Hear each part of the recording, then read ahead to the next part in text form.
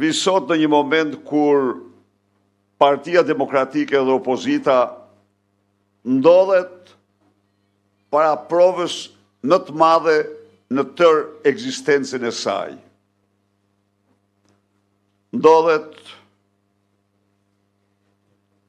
para provës së përmbushjes misionit saj. Shpëtimit të Shqipërisë dhe shqiptarëve nga një regjim i cili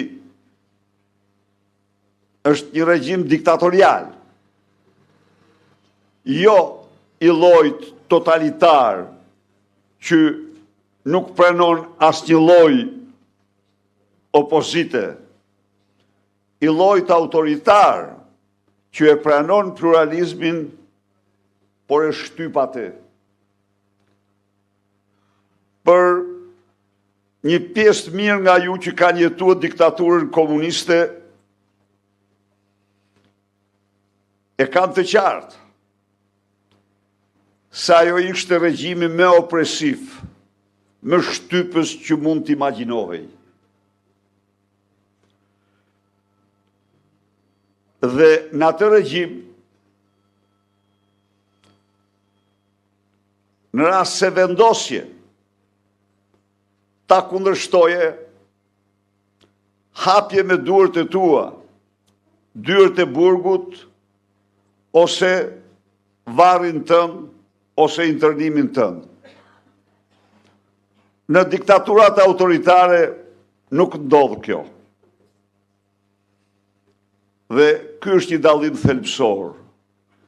Diktaturat autoritare, në qoftë se vendos, je i vendosur, mund të qëndrosh i pamposhtur, pavarësisht nga qëndrimet e saj.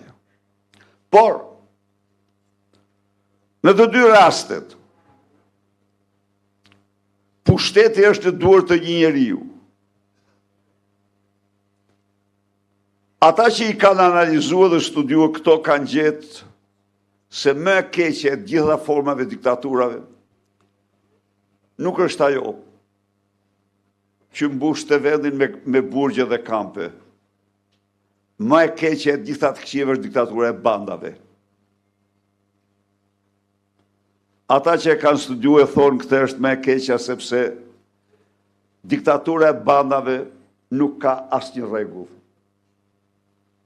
Nuk ka asnjë ligj.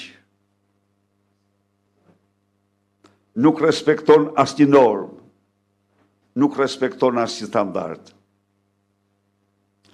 Ajo vërtet, ndallim nga e para, nuk ekzekuton, por kjo ekzekuton shpresën. Kjo është një shpresë vrasëse pa mëshirë. Dhe largon njerëzit sa asgjë tjetër nga Shqipëria, nga vendi. Miq, nga viti 2014 deri në vitin 2023, vetëm në hapësirën europiane në Schengen kanë emigruar 1.100.000 shqiptarë, nga të cilët rreth 700.000 të ri. Pra, rriten në Shqipëri, por ëndrren shqiptare nuk e ndërtojnë dot në Shqipëri. Marrin rrugët e Europës, rrugët e botës për të ndërtuar ëndrrën e tyre. Dhe ne paksohemi në çfarë shkallë? Paksohemi në atë shkallë sa që të gjithë nga Organizata e Kombeve të Bashkuara dhe çdo institucion tjetër që merret me demografin, shqiptarët i shikon si një kombë në zhdukje.